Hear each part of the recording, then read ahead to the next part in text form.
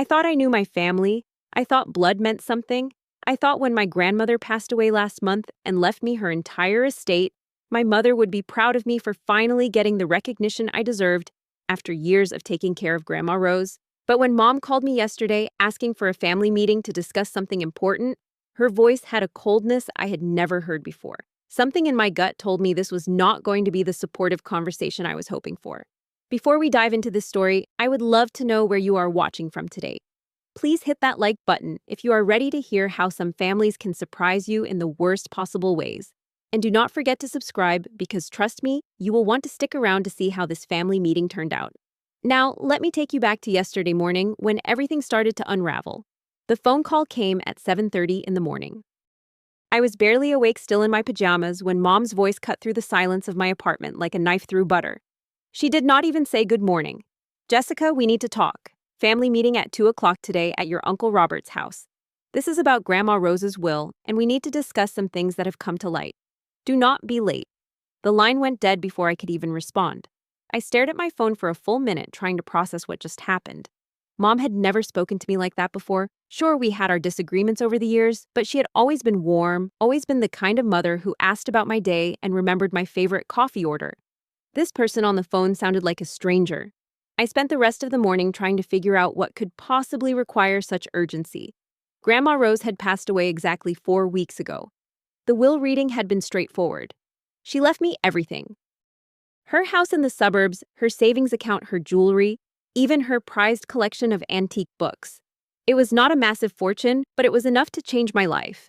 Enough to pay off my student loans, maybe even put a down payment on my own house. The family had seemed genuinely happy for me at the funeral. Mom had hugged me and said Grandma Rose always knew I was special. Uncle Robert had patted my back and told me I deserved it. After all the weekends I spent visiting Grandma when everyone else was too busy, my cousin Marcus had even joked that I was the family's golden child now. Everyone seemed fine with the arrangement. But now, as I drove through the familiar streets toward Uncle Robert's house, that sinking feeling in my stomach was getting worse. Something had changed. Something had shifted in the family dynamic, and I was walking straight into whatever storm was brewing. Uncle Robert's house sat on a corner lot in one of the older neighborhoods in town. It was the kind of place where 3 generations of the same family had lived, where the oak trees in the front yard had been planted by great-grandparents, who were now just names on headstones. I had spent countless holiday dinners in that house, countless birthday parties, countless lazy Sunday afternoons playing board games with my cousins. As I pulled into the driveway, I noticed there were more cars than usual. Mom's silver sedan was there, of course. Uncle Robert's pickup truck was in its usual spot. But there were also 2 cars I did not recognize: a black luxury sedan and a dark blue SUV with tinted windows. My heart started beating a little faster. I sat in my car for a moment, gathering my courage. Whatever was waiting for me inside that house, I had a feeling it was going to change everything. I took a deep breath, grabbed my purse, and walked up the front steps I'd climbed 1,000 times before. Uncle Robert answered the door before I could even knock. His usual warm smile was nowhere to be found. Instead, his face was serious, almost grim. He stepped aside to let me in without saying a word, which was strange because Uncle Robert was usually the chattiest person in our family. He was the kind of man who could turn a simple hello into a 15-minute conversation about the weather, the local sports team, and his neighbor's new fence all in one breath. "Jessica, they are waiting for you in the dining room," he said quietly, his eyes not quite meeting mine. "They?" I asked, but he was already walking away, leaving me to follow him through the familiar hallway lined with family photos. I passed the picture of my high school graduation, the one of me and Grandma Rose at my college commencement, the group shot from last Christmas where everyone was laughing and hugging. Looking at those photos now felt like looking into a different world, a world where my family actually cared about me. As we approached the dining room, I could hear voices. Mom's voice, definitely. But there were others too. Voices I did not recognize. Professional voices, formal voices, the kind of voices that spoke in measured tones and used words like whereas and heretofore. Uncle Robert gestured for me to go ahead of him. I stepped into the dining room and immediately understood why this was called a family meeting. Everyone was there. Mom sat at the head of the table in Grandma Rose's old chair, which felt like a slap in the face. Aunt Patricia, Mom's younger sister, sat to her right. Uncle Robert took his place to the left. My cousin Marcus was there along with his wife Dana.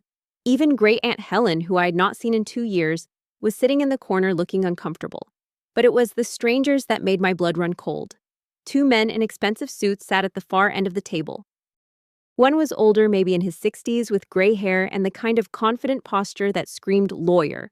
The other was younger, probably in his 30s, with a laptop open in front of him and a briefcase on the floor beside his chair.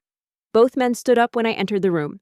"Jessica, please sit down," Mom said, gesturing to the empty chair across from her. "We have some important matters to discuss." I remained standing. Something about the formal tone, the presence of the lawyers, the way everyone was looking at me like I had done something wrong made me want to stay on my feet, made me want to be ready to run if I needed to. "What is this about?" I asked, looking around the room. "Why are there lawyers here?" The older lawyer cleared his throat. "Ms. Johnson, my name is Harold Whitman, and this is my associate David Chen. We represent your family in some legal matters concerning your grandmother's estate." "My family," I repeated. "I am part of this family." "Why do you represent them and not me?" Mom leaned forward in her chair. "Jessica, we have discovered some irregularities in Mother's will. Some things that do not seem quite right. We think there may have been some undue influence involved in the decisions she made before she passed away."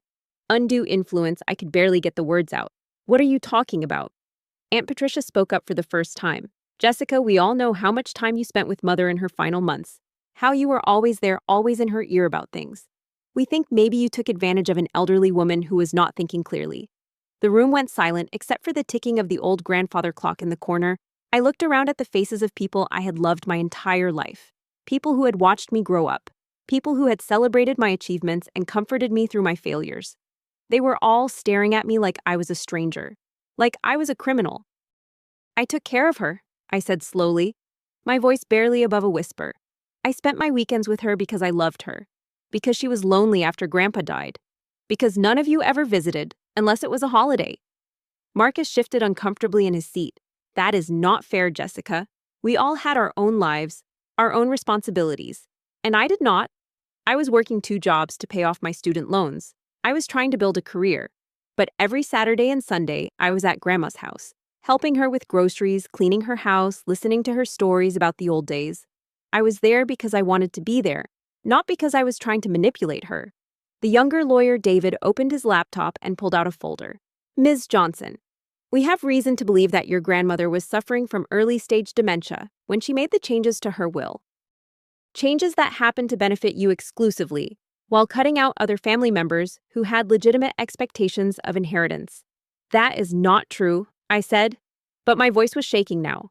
Grandma Rose was sharp as a tack right up until the end. She knew exactly what she was doing. Mr. Whitman leaned back in his chair. "Perhaps. But the law requires that we investigate these matters thoroughly. Which brings us to why we are here today." He reached into his briefcase and pulled out a thick stack of papers. "We have prepared documents that would redistribute your grandmother's estate more equitably among all family members. This would ensure that everyone receives their fair share, as was likely your grandmother's true intention, before any outside influence affected her judgment." I stared at the papers in his hand. Outside influence. They were talking about me like I was some kind of con artist who had tricked a helpless old woman out of her money. These people, my own family, actually believed that I had manipulated Grandma Rose. Or worse, they knew it was not true, but they wanted the money anyway. Mom stood up and walked around the table toward me. "Honey, this does not have to be difficult. We are family. We can work this out together. Just sign the papers and we can put all of this unpleasantness behind us. Everyone gets something. Everyone is happy." I looked at her, really looked at her. This woman who had raised me, who had taught me to ride a bicycle and helped me with my homework and dried my tears when my first boyfriend broke my heart. She was asking me to give up everything Grandma Rose had left me based on lies and greed disguised as family unity.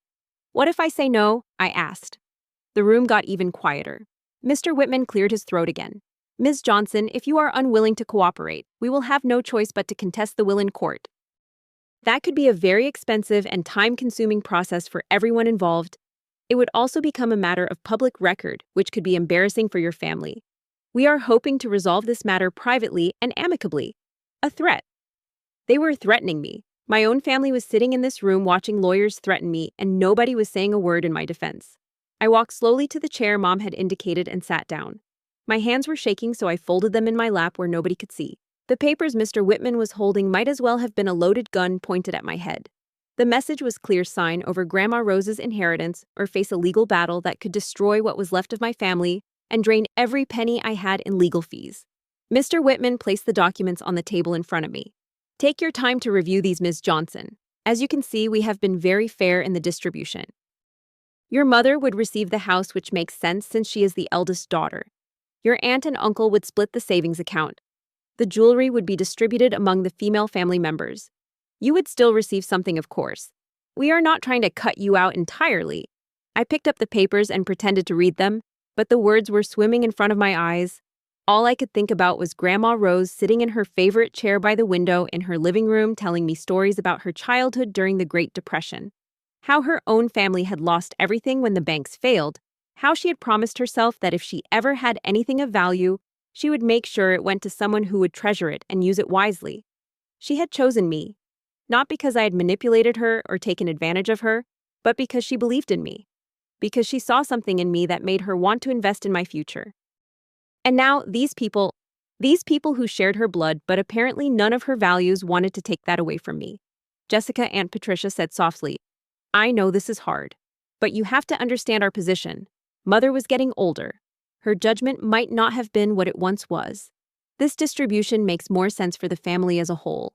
Her judgment was fine, I said without looking up from the papers. She knew exactly what she was doing. She told me why she was leaving me everything. She said I was the only one who really listened to her stories, the only one who cared about preserving the family history. She wanted me to have the house so I could keep all her photos and documents and memories safe. Marcus leaned forward. Come on, Jessica. You are 28 years old. What are you going to do with a 3-bedroom house in the suburbs? You do not even have a husband or kids. Mom could actually use that house. She could sell her condo and save money on her mortgage. So this was about money. Of course it was about money. It was always about money with Marcus. He had been struggling financially ever since he and Dana had their second kid. His construction business was barely staying afloat, and I knew Dana had been pressuring him to ask the family for help.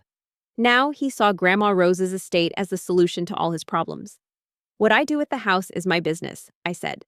Grandma Rose left it to me because she trusted me to take care of it. To take care of her things. To preserve what she built. David, the younger lawyer, pulled out another set of papers. Ms. Johnson, we should probably discuss the timeline here. If you choose to fight this in court, the process could take years. During that time, the estate would be tied up in legal proceedings. You would not be able to sell the house or access the savings account. Meanwhile, legal fees would continue to mount for all parties involved. Another threat.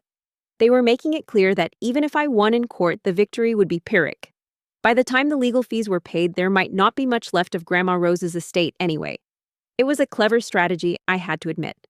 Make the cost of fighting higher than the cost of surrendering. I set the papers down on the table and looked around the room again. These people who were supposed to love me, supposed to support me, supposed to have my back, no matter what, were sitting here watching me be cornered by lawyers. Nobody was speaking up for me. Nobody was questioning whether this was right. They had all made their decision before I even walked in the door. Mom reached across the table and put her hand on mine. Sweetie, I know this feels unfair right now, but sometimes we have to make sacrifices for the good of the family. Grandma Rose would have wanted us to stick together, not fight over money, would she? I asked. Because the last conversation I had with her, she was very clear about what she wanted. She said she was tired of watching family members only show up when they needed something. She said she wanted her legacy to go to someone who would honor it, not someone who would just see it as a quick cash grab. Aunt Patricia's face flushed red. That is not fair, Jessica. We all loved Mother. When is the last time you visited her? When is the last time you called her just to say hello, not because it was her birthday or Christmas? The room fell silent again. Because the truth was, I was the only one who had maintained a real relationship with Grandma Rose after Grandpa died. Everyone else had been too busy with their own lives to bother with a lonely old woman who just wanted someone to talk to. Mr. Whitman cleared his throat. Ms. Johnson, I understand this is emotional, but we really do need to move forward. If you could just sign here, we can have this whole matter resolved today. He handed me a pen, an expensive-looking silver pen that probably cost more than I made in a week at my job. I took it in my hand and stared at the signature line on the document. All I had to do was write my name, and this nightmare would be over. I would walk away with almost nothing, but at least I would not have to face years of legal battles and family drama. But as I held that pen, I could hear Grandma Rose's voice in my head. She was telling me about her grandmother, my great-great-grandmother, who had fought to keep the family farm during the Depression, when everyone told her to just sell it and move to the city. She had worked herself to the bone